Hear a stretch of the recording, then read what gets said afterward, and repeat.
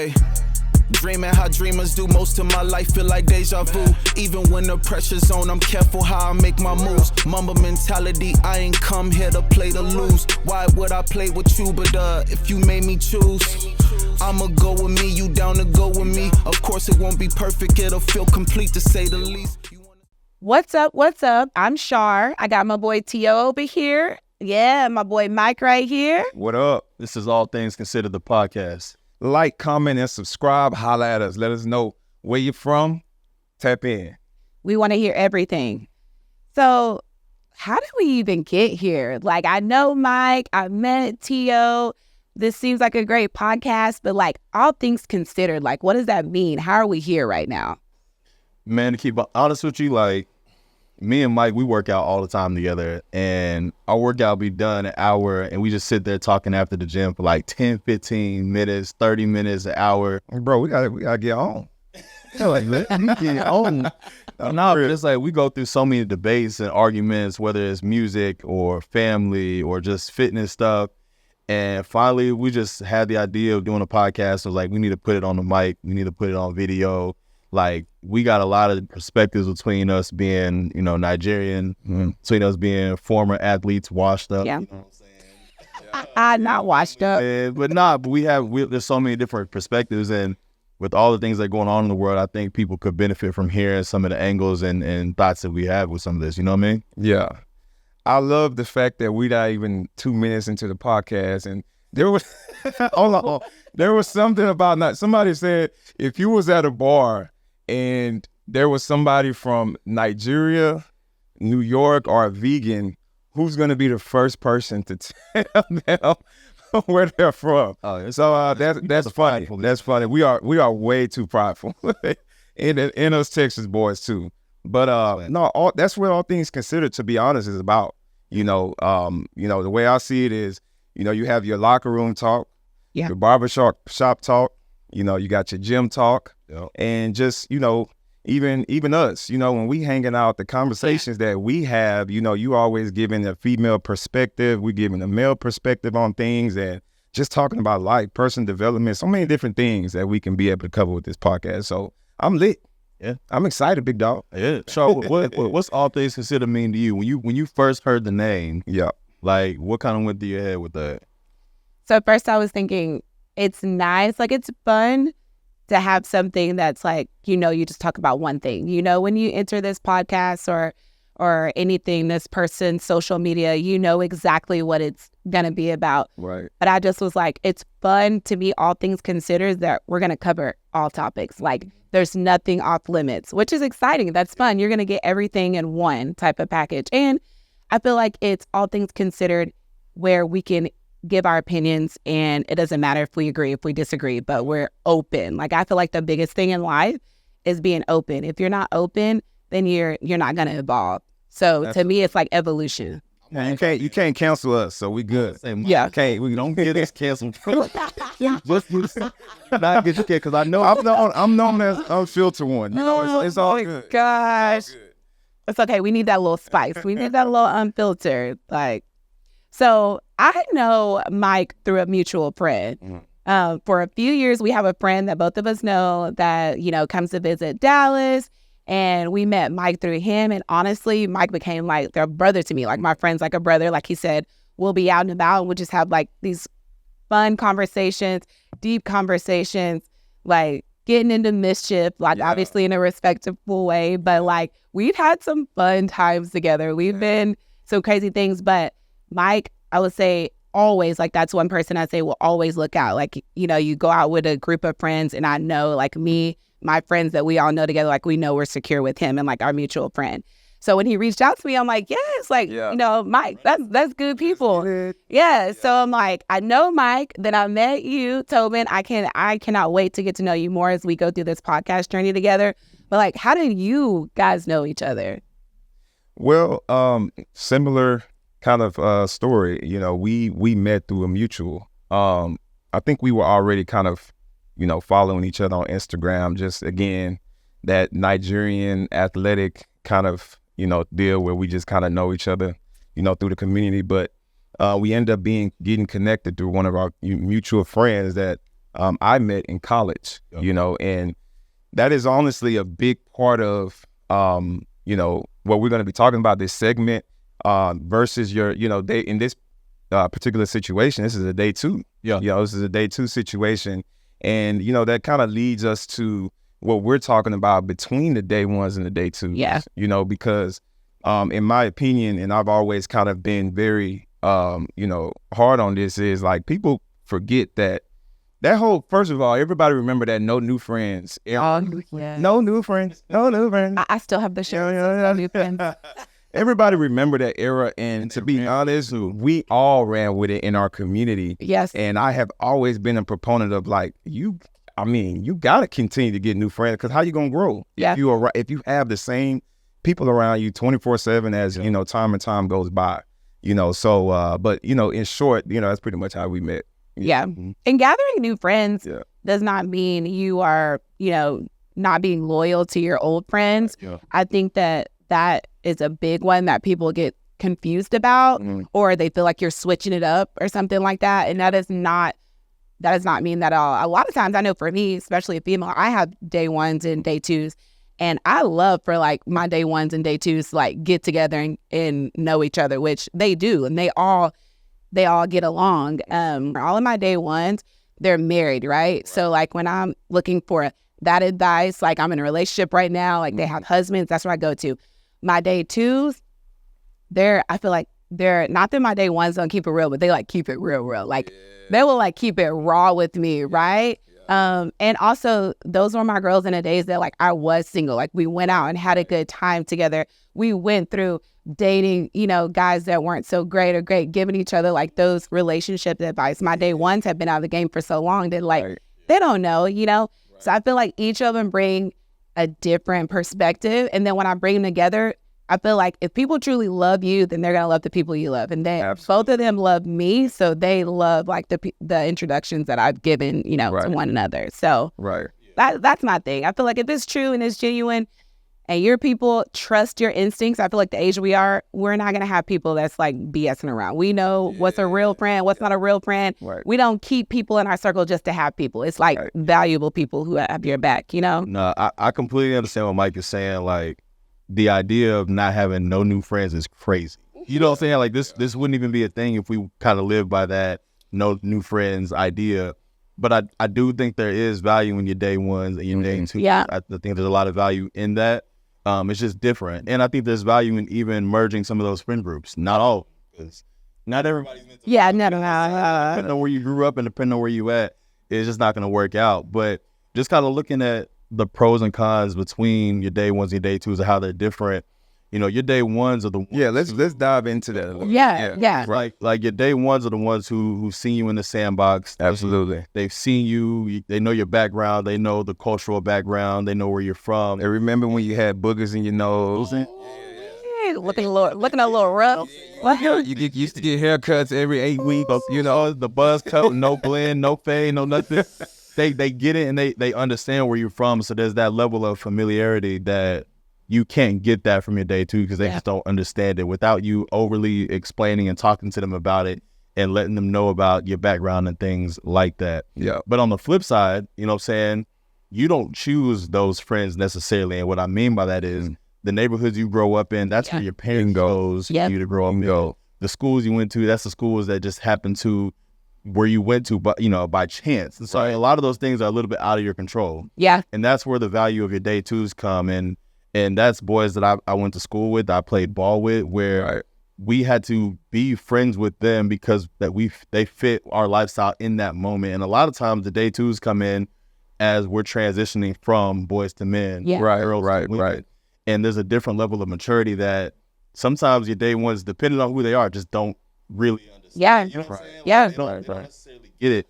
So as we transitioned from boys to men, obviously we're different physically, mentally, spiritually, financially, in a lot of ways that, depending on your day one, some of them never make it out of that comfort zone of where y'all grow up. You know what I'm saying? Like, fortunately, that, and we'll get into that a little bit later, but fortunately, I've got day ones that I've been able to merge with some of my day twos. Not everybody, but there have been instances where they've been able to be cohesive because they kind of have the same mindset and the ability to grow. You know what I'm saying? That's not all. That's rare in a lot of cases. It is, man. Yeah, it is. Yeah. I'm like, because I'm like, I have a question. Like, do y'all have who y'all would consider day ones? But it's like that season ended. I feel like sometimes you go through seasons and it's like, and were you able to like see that? Because it's hard to let go. Like you said, you lived on the same street, you grew up together, but sometimes you outgrow a person. Yeah. And it's like, have you ever been able to like let that go or? Yeah, 100%. You know, so, you know, the way I see it is your day ones are going to keep you grounded. Mm-hmm. These are the people that, you know, they're more like kind of family. You know, they know you, they've been around your family a lot more. There's nothing you could do. I feel like that's the one that's like, gonna judge you at all. If I'm robbing to make you drop in the getaway car. Like, those are your day ones. You know, those are your day ones. They're more like, but over time, you know, family as well. You know, sometimes you can outgrow that person. You know, where when you're looking to elevate, you know, let's say you always used to do this over here. You know, instead of walking that line, you was all the way over there on, you know, just doing your thing, and that's what some of your day ones were used to. Yeah. But now that you're trying to walk that line, they're saying you changed. Yeah. Calling you a sellout. You know, they're calling you a Uncle Tom or whatever the, you know, the names is. You know, so I feel on the day two side, you know, when you're getting to the point of you're reaching adulthood, you know, most of the time you're going to see your day twos when you're 18 plus. You know, you're really getting into your young adulthood. Adult years, you know, 20, 21, 22 plus. And these are the friends that you get to select. Yeah. It's not a product of your environment. You know, you're around thousands and thousands of people, you know, whether it's college or wherever you're at, and you get to select your friends, and you get to select friends that you feel like fits, you know, where you are in your life, fits your personality, fits your overall growth and things like that. So it's always interesting. But that is a great question, you know, what you was asking about those two groups molding. That's crazy. Man. That's crazy. We talked about this before. Yeah. And again, we didn't even let one episode go by without bringing up LeBron James. And conversations we've had in the past where it's like, okay, you look at his circle now, and it's clear that he's got his day twos, you know what I'm saying, whether that's Melo or D-Wade or anybody he does business with now. That all makes sense because they fit who he is as a man. But think Draymond Green. All these people, you know what I'm saying? But there is value in your day ones. And on top of that, because he's the person that made it, he could have dusted them off and be like, nah, they not in the NBA. They not like me. But instead of that, he brought his day ones, and they have been able to merge with his day twos because his agent, you know, his business partners, and they help him with marketing, all of those different things. So it is value in that because they know his background. They know all the things that he's been through. They know, you know, all the history with him. Even Savannah, who is a day one. That's what I'm saying. That's my girl. Not everybody get a chance to have and especially somebody that you end up marrying. Yeah. He's very fortunate that she understands his lifestyle now as who he is, but also who he was before all of this happened. Yeah. You know? So let me ask you a question. As a former professional athlete, right? So, you know, you played, of course, you was around a lot of guys that play, your peers as well. When you talk about, you know, your day ones, sometimes even your day twos, do you feel that it's your responsibility, right? You're the person out of your circle that made it. These are some of your people. Let's say you have, you know, 8 guys, 6 guys or whatever. And everyone feels like they should have made it. And everybody feels that they should have made it, but you made it. So do you feel it's your responsibility to grab these people kind of like LeBron did and bring them up? You know, it sometimes it takes commitment, time, a lot of money, resources, financial, and everybody in the world knows that, you know, everybody got an idea when somebody makes it. So what's your take on that? Put them on, as they say. Put them on. Like the Oprah and the Gill, right? Like, it was like that, yeah. I've always been a big proponent of you can't pour from an empty cup. So if I have it and I can overextend myself. Let's say you had it. If I got it, cool, we riding. Yeah. Like that's okay. That's your take. No issues. If I can, I will. Okay. And I've always been big on that. But I was a professional athlete, but don't get it twisted. I wasn't Tom Brady. Right. I played 20 years in the league. Right. My journey was like what people don't see is my journey was way more of the average NFL player. It was up and down on practice squad, roster, hard life, get cut one day, yeah, back for 3 weeks, making $30,000 this week and making zero next week. Like that was my path. So I didn't have it to that capacity where I could bring everybody along with me. Now I know that like if I were able to do that, I would. I'm in better positions now to do things like that and bring people on and bring them along that journey. But it's not necessarily your responsibility. You got to make sure that they even have the capability to do things that you're asking of them. That's what I was gonna say. I was like bring a business plan or something. If you bring me something, if I'm able to, and then you actually bring me something legit, like you have an actual plan. Everybody got ideas. I could be a billionaire, but that doesn't mean I'm obligated to just you say, hey, I want to start a candy shop, throw you the like bring me like a plan, Right. But did your friends understand? Did you have people in your life that thought like, oh, just in the NFL and like you got it and like had their hand? Yes. Yeah. Man, when people just hear NFL, they start asking you. It's no longer, hey, let me get $20 for gas or let me get $50. It is. It's, hey, let me get $3,000 because my light's about to go out or I need this. Like if I'm gonna ask for it, I might as well ask big. I mean, there's no limit. He got it. I'm like 5,000 where? 2,000 where? Yeah. You feel what I'm saying? So there's no limits to what people ask you to once they hear you're in the NFL, but there's levels to it.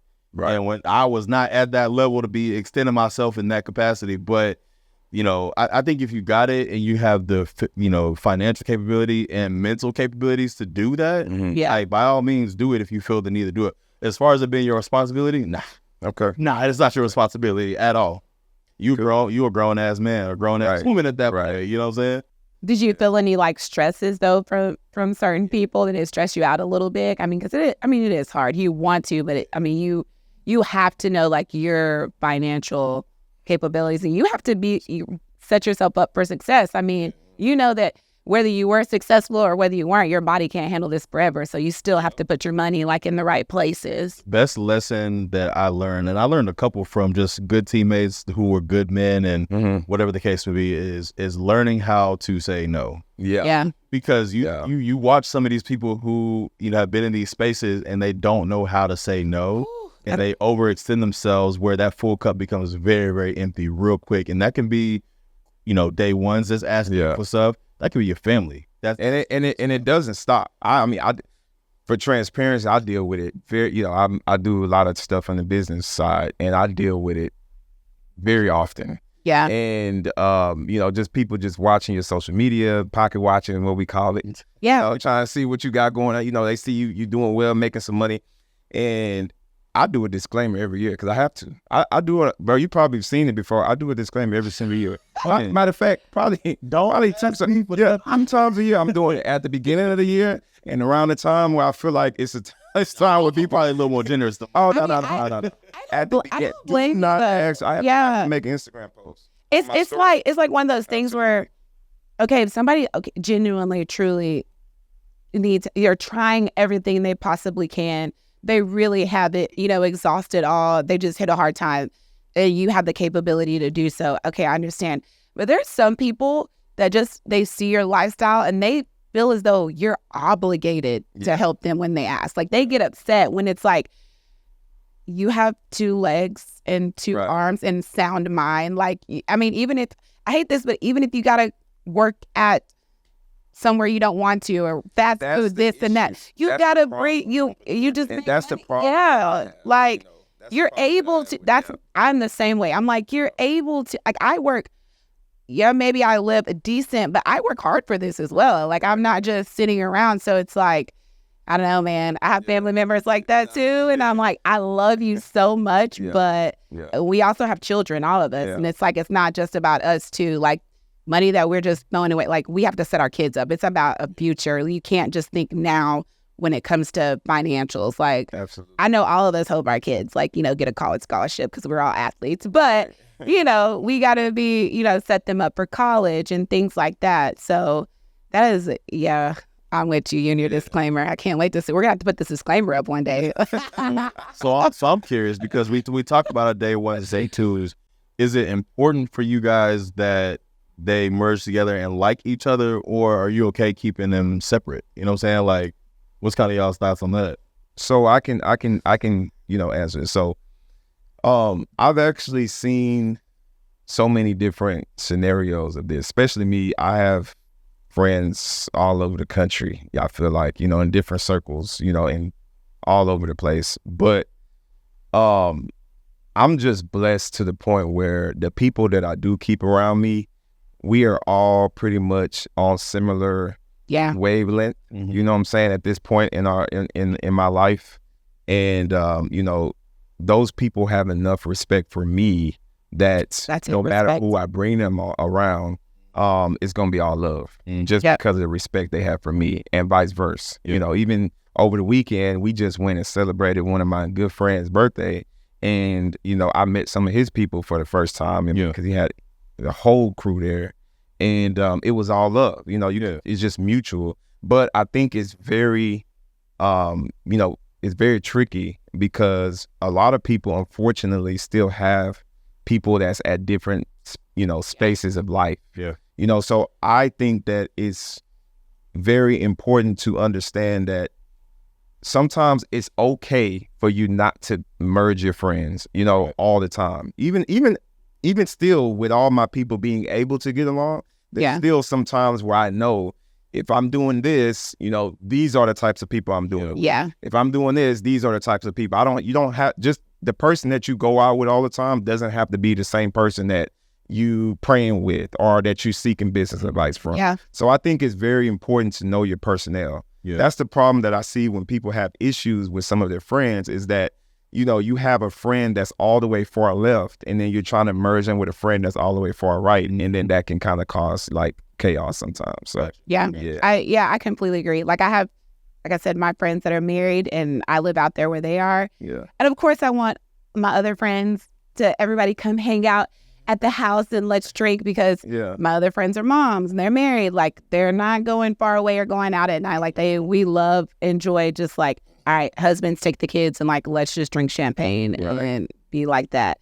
But my friend that is single and, in her 30s and wants to settle down, where is she going to find in Roy City or Fate, Rockwall, Texas, sitting at the house, like, drinking with people who are married, Right, yeah. So it's like, you can't get upset about that. You have to respect also everybody's journey, because your friends are at times on different journeys, and that's okay. Yeah.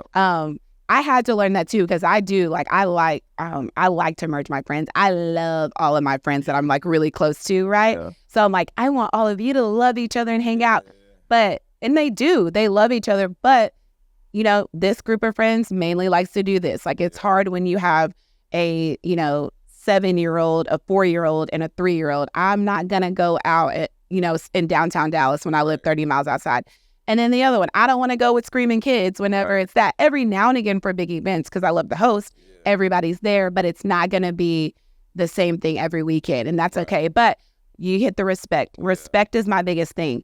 As long as you need to respect everybody. Nobody needs to be disrespectful. Right. We're too old, I feel like, at our age to be disrespectful. And I feel like me as a person, you need to trust me that I have good people around me at this point. So you trusting me as my friend that I have good people, it maybe somebody that's like not really your taste, but you can respect them, Respect is big. Yeah. Respect is big. So that actually kind of leads me to something else I was thinking. And obviously, I think we all understand that there's the difference between the day ones and the day twos, and the idea of merging them, and even people just being seasonal, whether it's in singleness or in relationships or married or having kids. Yeah. Some people are genuinely just seasonal. They're not meant to be around for a long time. Exactly. You know what I'm saying? Yeah. Right. But then there's that other aspect where, let's say your husband, your boyfriend, your wifey, your girl, your significant other, spouse, whatever you want to call it, let's say they don't approve of a certain friend. Yeah. How do you navigate that space of, that significant other who obviously immensely holds value in the space that you live in on a day-to-day basis? How important is it for them to like the friends that you have brought around them, been brought up with, and the ones you are now meeting as a couple, as a set of one, as opposed to one? So I actually want to flip that back to you. I want you to answer that question first, because I would love your I bet with on this. Oh yeah. That's why this is my real friend right here. You know. Man, I'm almost, as a former athlete, I feel like I'm athletically conditioned. And what I mean by that is like everything that you do either takes you further away from the person you want to be or brings you closer to the person you want to be. And that includes the people that you decide to bring with you. Is this person adding value to my life or taking away from the things that I want to be? So I need my house to be peaceful. You feel what I'm saying? And that includes the people you decide to spend your time, energy, and effort with, friends and relationships that you decide to pour into. Is that taking away from my household? Is that taking away from the peace that I want to be able to walk into? If it is, that's a seasonal person who no longer needs to enter into that new space of life that I'm in. Right. You know what I'm saying? Right. And if it's somebody that they bring value, they're in similar lifestyles and situations, by all means, like, come along. Right. I'm on the ride. Like, I'm here to do life with anybody who's bringing value with me with similar ideas of just growth and progress and things of that nature. So to me, it's extremely important. Like, you can have a good relationship with your significant other and have issues with, your friends. You cannot have a good relationship with your friends if it messes up your relationship. Yeah. To me, that doesn't make any sense. So let's put things into perspective here. So you have a long-term friend, okay? Probably one of your best friends, if that friend had a wedding, you would be in it, right? And your partner at home, whether it's your, wife, husband, they don't approve of this person or they don't like this person, right? This is your friend. You know how this person is. You've been dealing with them for a long time, right? How do you deal with that? What does that look like? Is it a situation where you're cutting the friend off? This is the friend that you've known for years. Is you cutting your friend off? Are you separating time with, you just like, okay, I'm going to hang out with this friend? Like, how would you navigate that? I don't think it's an immediate cutoff. I think there's that time where it's like, well, what don't you like about this person? Like, that's what I was going to say. Yeah. Like, what are you seeing that I'm not seeing? Like, there needs to be a conversation. Yeah. Like that. It's got to be just figuring out, like, what are you seeing that I'm not seeing, and seeing if maybe there's a way to bridge that gap. You know what I'm saying? Maybe there is a way to mend that relationship or whatever that issue might be. But we can be blinded by our friends. Let's be honest. You know what I'm saying? Whether it's men or women, like some of the foolish shit that our friends do. Oh, I have. We can now about things. They'll fool you. People say ignorance is bliss. Like, hey, I don't know. Yeah. I was like, I don't know. And I think that in doing that, we've got to have those conversations and just figure out, what are we not seeing that you're seeing, or what is the rift that is causing friction here that you can't see behind it. Because obviously, me, the values that I uphold. If this person's a friend to me, you would think they're kind of on the same page. So what am I missing? And kind of bring that to me so I can understand perspective. Yeah. So sometimes you have friend A that doesn't care for friend B. That means that you need to hang out with friend B on your own time. Yeah. Friend A on your own time. They don't always have to be merged. I think we get in marriage, a lot of the times people feel like your partner has to love every single person. And I just think it's just not realistic. I'm just being real. Yeah. I don't think it's realistic. I don't think that they're going to love every single one of your friends, and that's okay. It may happen sometimes. Like, we talk about relationships, and you're typically thinking of a significant other, but that goes within friend groups, that goes within your friends, and absolutely, yeah. And sometimes, and this is something I've had to come to realization, sometimes people are just not compatible. Yeah, you know what I'm saying, that's a seasonal person, or you're trying to merge a friend group, or a friend and your significant other. If they're not compatible, they're just not compatible. No matter what you do, they're just not compatible. You have to be okay with that. Yeah. Just understand that that's a separate space that you have to operate in to deal with that person. It's really that simple. You know what I'm saying?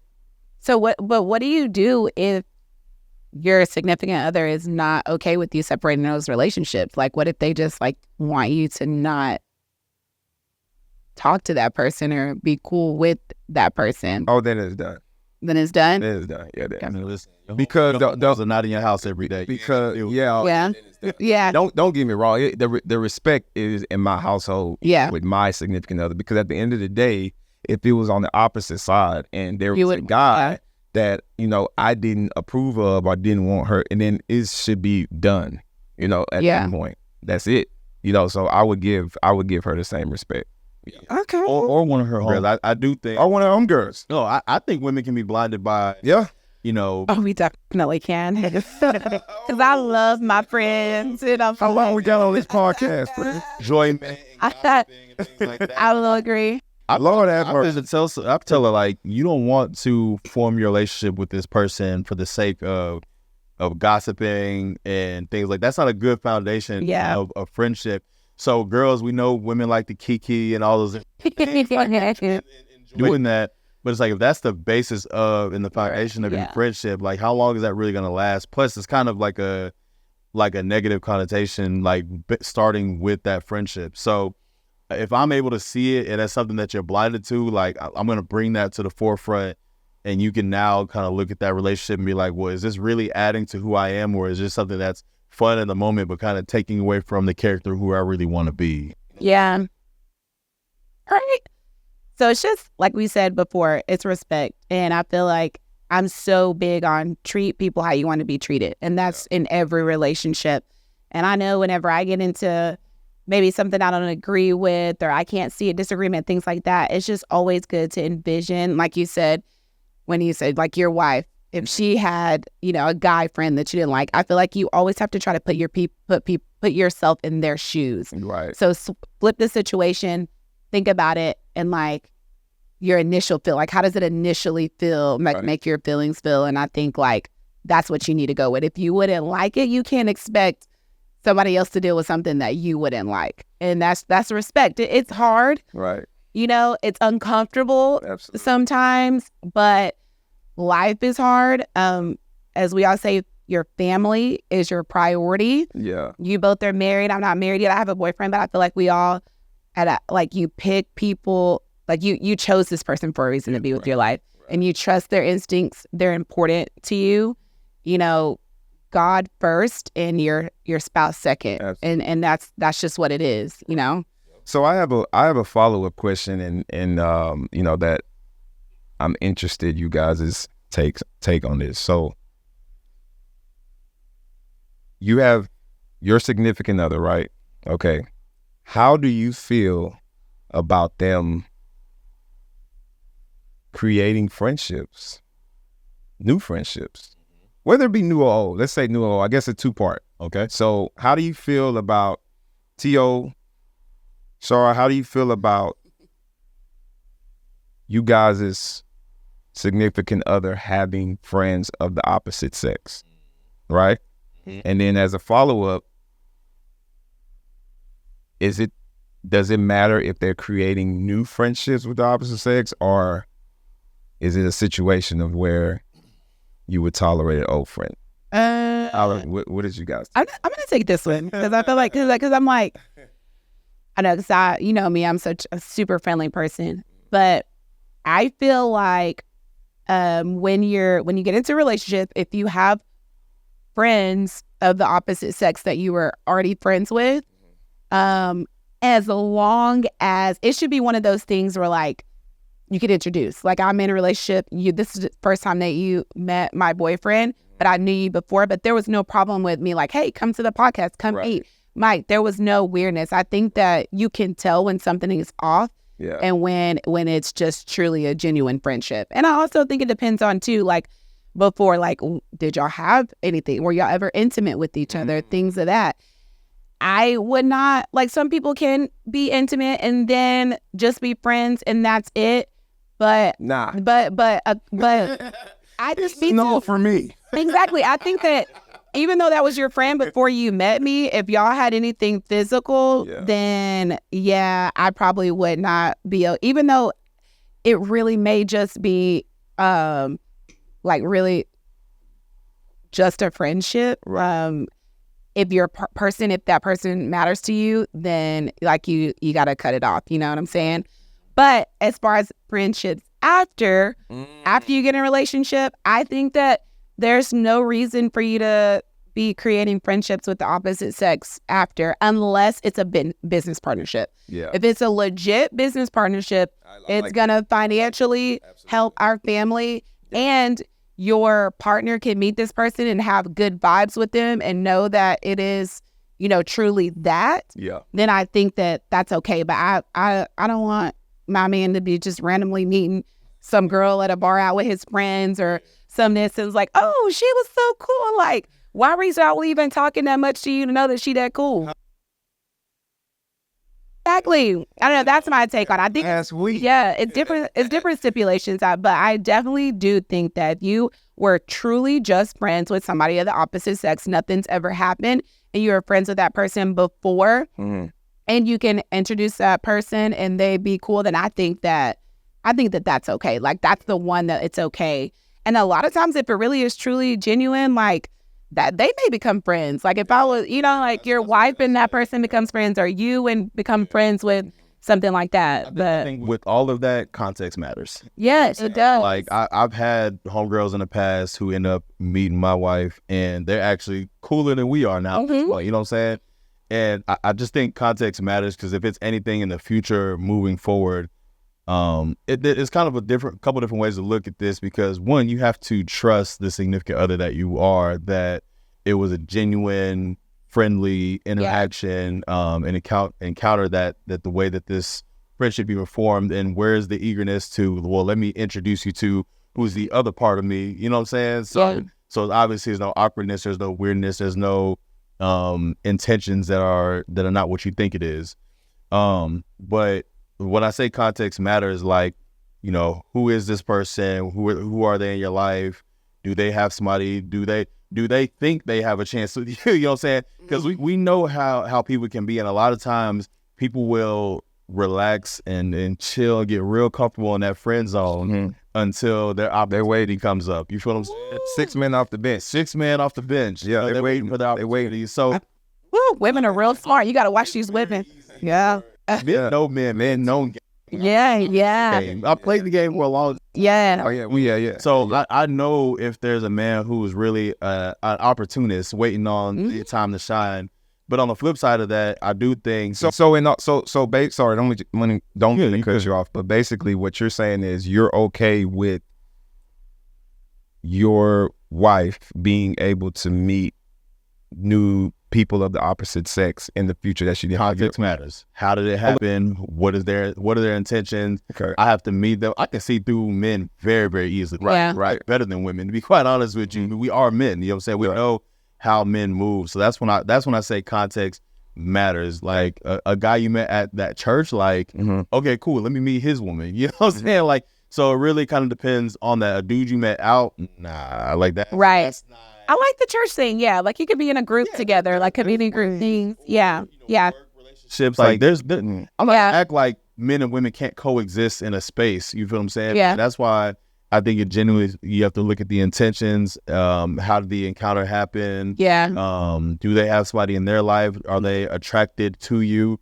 And do you trust your significant other? You trust your significant other. You don't expect them to do anything, but I don't trust some of these dudes. Yeah, it's the other people. Yeah. Okay. Game, no game. You know what I'm saying? I'll be honest.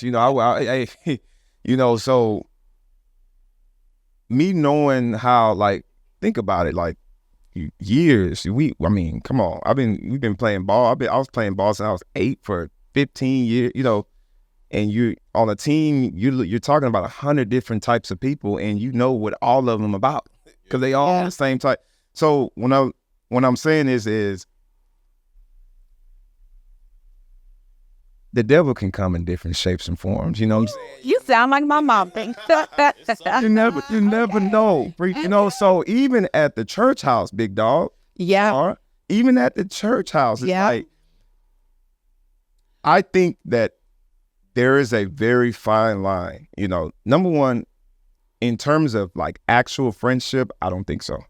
That's something I don't agree with. I don't think that there should be new friendships from the opposite sex being gay. And when I mean friend, I don't mean like associates, acquaintances, like people that I met at church and all. Those are obvious. Yeah, I know, for real. Yeah, those are obviously situational, but what I mean is like an actual friendship. Like, you know, when you meet somebody and you becoming a new friend, you're texting. Yeah. You know what I'm saying? That's what I'm saying. Yeah. For the most part, sometimes you call them, but I mean, you trifling if you just, you flat out. Yeah. You're calling somebody, like what you do, but you know, you're texting them or you're doing whatever. I think that, you know, those are lines that shouldn't be crossed when it gets to that point, you know? So, you know, that's my take on it. And also remember, sometimes guys sit, like you said, they're waiting, you know what I'm saying? And when you have somebody that is a new friend of yours, right? And let's say for the people that are okay with the friends being there, right? New friends being made, cool. For those people, let's say there's text conversations going on. Every so often there's call or there's lunch or whatever it may be. And then something starts happening in the relationship with you guys. Yeah. Where the relationship is not doing the best. Or there's a small separation, there's a small breakup, or there's a, you know, tell me who's on the front line. Yeah. Wait. But like in the person may be innocent, like there may be, like they truly were just think it's a friendship, but like you said, that other guy's just been waiting on like their opportunity, and it just like creeps in, and they don't even realize that it's like opposite way. Or initially, I was wanting just to have a friendship initially, and then over time, it's just like, man, this person is dope, you know. And then that stuff starts slowly creeping in. It's like, okay, it's not greener on the other side. It looks like it sometimes, but it is not. It is not. It always. Everything that is fresh and new always seems more exciting, but you got to stay planted in what you have. You're going to go through hard times. You're going to go through, and that's going to make you stronger. Sometimes it's hard to see the light at the end of the tunnel, but you have to keep pushing. But you can't get like that shiny new thing, that shiny new toy. It's not going to stay that way forever. So you can't let yourself be taken up by that. So I definitely get that. We're running out of tequila. We got to wrap this up. So we want to hear from you. Let us know how you feel about this topic, because the only way we grow is by having conversations. That's what we're about here, All Things Considered. We want everybody's opinion. We want to learn and we want to grow from each other. But again, my name is Char. This is my boy T.O. And this is my boy Mike. Give us a like. Give us a comment. Subscribe to us. This is All Things Considered, the podcast. We out. Hey, dreaming how dreamers do. Most of my life feel like deja vu. Even when the pressure's on, I'm careful how I make my moves. Mamba mentality, I ain't come here to play to lose. Why would I play with you? But if you made me choose,